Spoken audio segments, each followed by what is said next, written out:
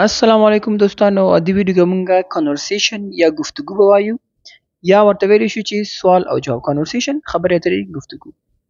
پرسن A چې دی یو شخص دی، پرسن B چې دی دویم.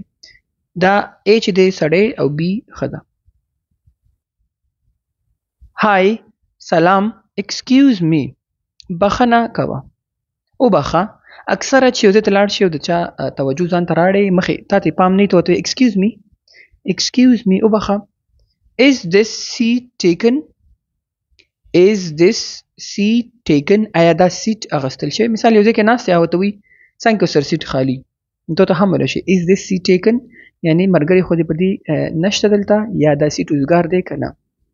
taken دریم حالت دی د take taken. person B no نه it's free دا free دی اوزګار دی.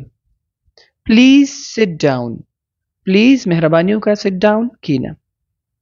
لومړی شخص thanks مننه I'm Alex زه Alex یم. I'm Alex یعنی زما نوم Alex دی یا ویلی شي my name is Alex دواړه یو شی راځي.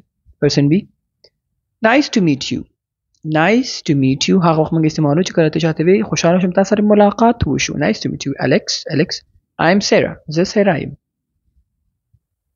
person A لومړی nice to meet you too nice to meet you too زه هم خوشحاله شوم تا سره ملاقات شو. تو یعنی دا هم پکې اضافه شو. nice to meet you دا صرف دی او دلته nice to meet you too. Sarah so no what brings you here what brings you here ته دلته څنګه راغلی یا څه شي واسطې دلته راوستلی چې کله چاته وي ته څنګه دلته راغلی نو دلته ورته ویلی شي what brings you here څنګه راغلی. person B I'm waiting زه انتظار کوم for a friend د یو ملګري لپاره. I'm waiting for a friend زه د ملګري انتظار کوم. we are going to watch a movie we are going to watch a movie موږ ځو چې یو فلم وګورو. going to ګرامر کې به یو ورځ وایو هغه وخت موږ کارو چې را روان وخت موږ پلان لرو او هغه کو نو going to ورته استعمالیدی شي. what about you او ته څنګه کې یعنی what about you خپل اړه باندې وایي راته what about you چې ته به څه کې. person A لومړی شخص دی او I'm here زه دلته یم to meet چې ملاقات وکړم my sister خپل خور سره. I'm here to meet my sister زه دلته ځکه یم چې زه خپل خور سره ملاقات کول ته یعنی راغلی یم. she's running late په هغې نه وخته کېږي. running منډې ته ویل کېږي اصل کې خو دلته معنا ورکوي she's running late هغې نه دې نه وخته کېږي. person B I see ښه موږ اکثر وایو که نه ښه نو I see do you come here often دلته اکثر راځي.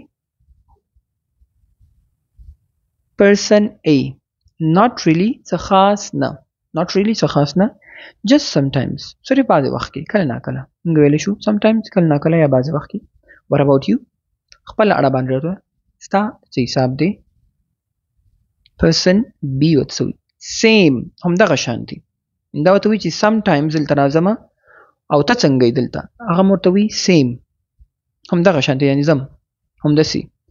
I usually زه معمولا یا ویلی شو کله ناکله معمولا چې کله ضرورت دی مې معمولا I usually come here دلته راځم on weekends د هفتې په آخره کې weekend ویل کېږي هفتې آخره کوم ځای کې د یکشنبې په ورځ رخصتي نو هفته یکشنبه راځي که چېرته د جمعې په ورځ رخصتي نو پنجشنبه او جمعې ته weekends ویل کېږي.